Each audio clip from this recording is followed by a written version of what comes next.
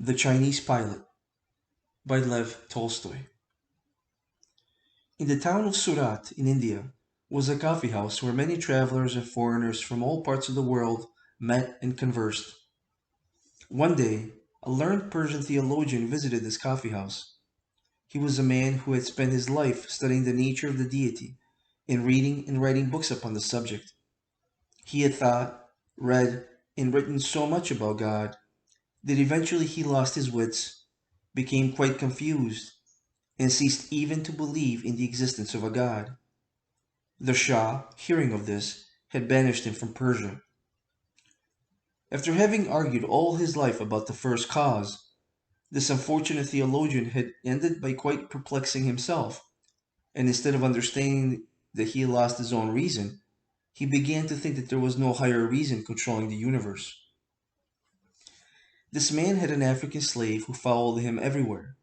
When the theologian entered the coffee house, the slave remained outside, near the door, sitting on a stone in the glare of the sun, and driving away the flies that buzzed around him. The Persian, having settled down on a divan in the coffee house, ordered himself a cup of opium. When he had drunk it, and the opium had begun to quicken the workings of his brain, he addressed his slave through the open door. "Tell me, wretched slave," said he, "do you think there is a God or not?" "Of course there is," said the slave, and immediately drew from under his girdle a small idol of wood. "There," said he, "that is the God who has guarded me from the day of my birth. Every one in our country worships the fetish tree, from the wood of which this God was made." This conversation between the theologian and his slave was listened to with surprise by the other guests in the coffee house. They were astonished at the master's question, and yet more so at the slave's reply. One of them, a Brahmin, on hearing the words spoken by the slave, turned to him and said, "Miserable fool, is it possible you believe that God can be carried under a man's girdle? There is one God, Brahma, and he is greater than the whole world, for he created it. Brahma is the one, the mighty God, and in his honor are built the temples on the Ganges banks where his true priests, the Brahmins, worship him. They know the true God, and none but they. 1,000 score of years have passed, and yet through revolution after revolution, these priests have held their sway, because Brahma, the one true God, has protected them." So spoke the Brahmin, thinking to convince everyone. But a Jewish broker who was present replied to him and said, "No, the temple of the true God is not in India. Neither does God protect the Brahmin caste. The true God is not the God of the Brahmins, but of Abraham, Isaac, and Jacob. None does he protect but his chosen people, the Israelites. From the commencement of the world, our nation has been beloved of him, and ours alone. If we are now scattered over the whole earth, it is but to try us. For God has promised that he will one day gather his people together in Jerusalem. Then, with the temple of Jerusalem, the wonder of the ancient world, restored to its splendor, shall Israel be established a ruler over all nations." So spoke the Jew and burst into tears. He wished to say more, but an Italian missionary who was there interrupted him. "What you are saying is untrue," said he to the Jew. "You attribute injustice to God. He cannot love your nation above the rest.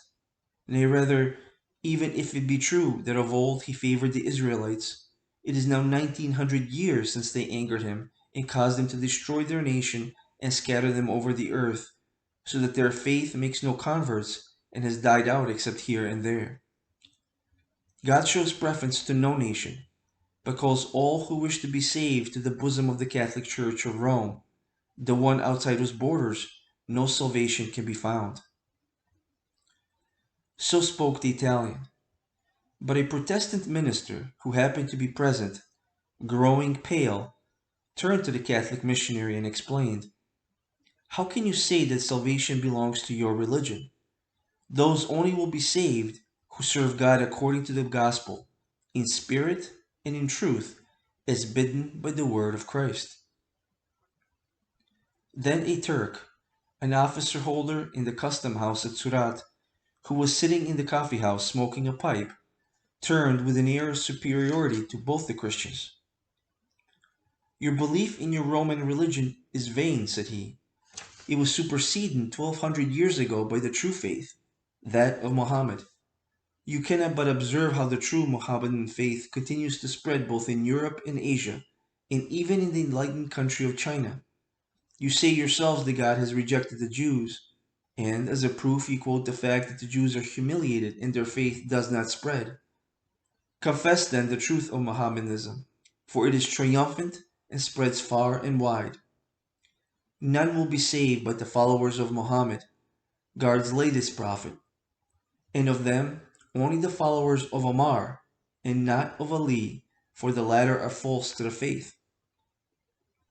To this Persian theologian, who was at the sect of Ali, wished to reply, but by this time a great dispute had arisen among all the strangers of different faiths and creeds present.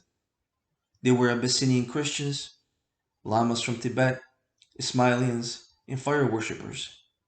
They all argued about the nature of God and how he should be worshipped. Each of them asserted that in his country alone was the true God known and rightly worshipped. Everyone argued and shouted except the Chinaman, a student of Confucius, who sat quietly in one corner of the coffee house, not joining in the dispute. He sat there drinking tea and listening to what the others said, but did not speak himself. The Turk noticed him sitting there and appealed to him, saying, "You can confirm what I say, my good Chinaman. You hold your peace, but if you spoke, I know you would uphold my opinion. Traders from your country who come to me for assistance tell me that though many religions have been introduced into China, you Chinese consider Mohammedanism the best of all and adopt it willingly. Confirm, then, my words, and tell us your opinion of the true God and of his prophet." "Yes, yes," said the rest, turning to the Chinaman. "Let us hear what you think on the subject." The Chinaman, the student of Confucius, closed his eyes and thought a while. Then he opened them again, and drawing his hands out of the wide sleeves of his garment, and folding them on his breast, he spoke as follows, in a calm and quiet voice. "Sirs, it seems to me that it is chiefly pride that prevents men agreeing with one another on matters of faith. If you care to listen to me, I will tell you a story which will explain this by an example. I came here from China on an English steamer which had been round the world. We stopped for fresh water and landed on the east coast of the island of Sumatra. It was midday, and some of us, having landed, sat in the shade of some coconut palms by the seashore, not far from a native village. We were a party of men of different nationalities. As we sat there, a blind man approached us. We learnt afterwards that he had gone blind from gazing too long and too persistently at the sun, trying to find out what it is in order to steal its light. He strove a long time to accomplish this, constantly looking at the sun, but the only result was that his eyes were injured by its brightness, and he became blind. Then he said to himself, "The light of the sun is not liquid, for if it were a liquid, it would be possible to pour it from one vessel into another, and it would be moved like water by the wind. Neither is it fire, for if it were fire, water would extinguish it. Neither is light a spirit, for it is seen by the eye, nor is it matter, for it cannot be moved. Therefore, as the light of the sun is neither liquid, nor fire, nor spirit, nor matter, it is nothing." So he argued, and as a result of always looking at the sun and always thinking about it, he lost both his sight and his reason. And when he went quite blind, he became fully convinced that the sun did not exist. With this blind man came a slave, who after placing his master in the shade of a coconut tree, picked up a coconut from the ground and began making it into a nightlight. He twisted a wick from the fiber of the coconut, squeezed oil from the nut into the shell, and soaked the wick in it. As the slave sat doing this, the blind man sighed and said to him, "Well, slave, was I not right?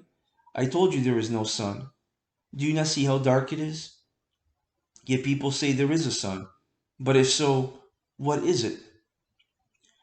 I do not know what the sun is, said the slave. That is no business of mine.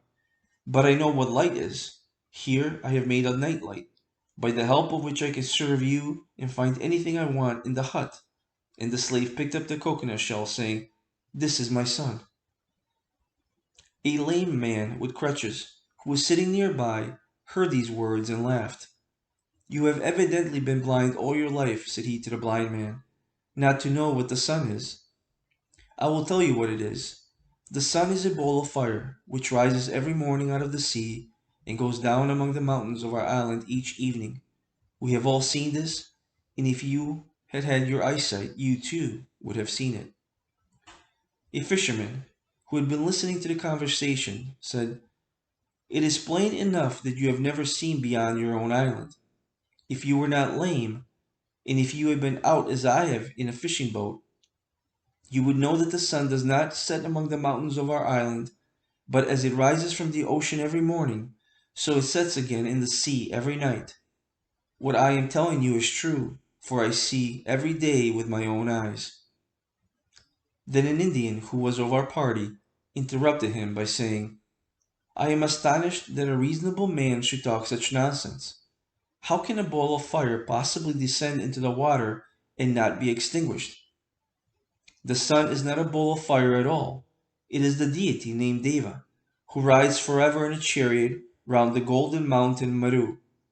Sometimes the evil serpents Ragu and Ketu attack Deva and swallow him, and then the earth is dark.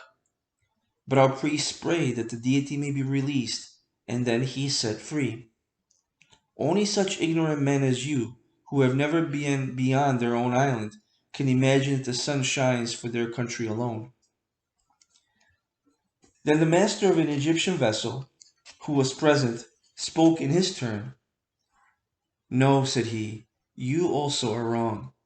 The sun is not a deity, and does not move only around India in its golden mountain.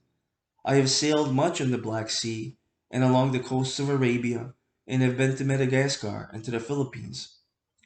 The sun lights the whole earth, and not India alone, and does not circle around one mountain, but rises far in the east, beyond the isles of Japan, and sets far, far away in the west, beyond the islands of England. That is why the Japanese call their country Nippon, that is, the birth of the sun. I know this well, for I have myself seen much, and heard more from my grandfather, who called to the very ends of the sea. He would have gone on, but an English sailor from our ship interrupted him. There is no country, said he, where people know so much about the sun's movements as in England. The sun, as everyone in England knows, rises nowhere and sets nowhere. It is always moving around the earth. We can be sure of this, for we have just been around the world ourselves, and nowhere knocked up against the sun. Wherever we went, the sun showed itself in the morning and hid itself at night, just as it does here. And the Englishman took a stick and, drawing circles on the sand, tried to explain how the sun moves in the heavens and goes round the world. But he was unable to explain it clearly, and pointing to the ship's pilot, said, This man knows more about it than I do. He can explain it properly. The pilot, who was an intelligent man, he listened in silence to the talk till he was asked to speak. Now everyone turned to him, and he said, You are all misleading one another, and are yourselves deceived. The sun does not go around the earth, but the earth goes around the sun, revolving as it goes, and turning towards the sun in the course of 24 hours, not only Japan and the Philippines and Sumatra where we are now, but Africa and Europe and America and many lands besides. The sun does not shine for some one mountain, or for some one island, or for some one sea, nor even for one earth alone, but for other planets as well as our earth. If you would only look up at the heavens, instead of at the ground beneath your own feet, you might all understand this, and would then no longer suppose that the sun shines for you or for your country alone. Thus spoke the wise pilot, who had voyaged much about the world, and had gazed much upon the heavens above.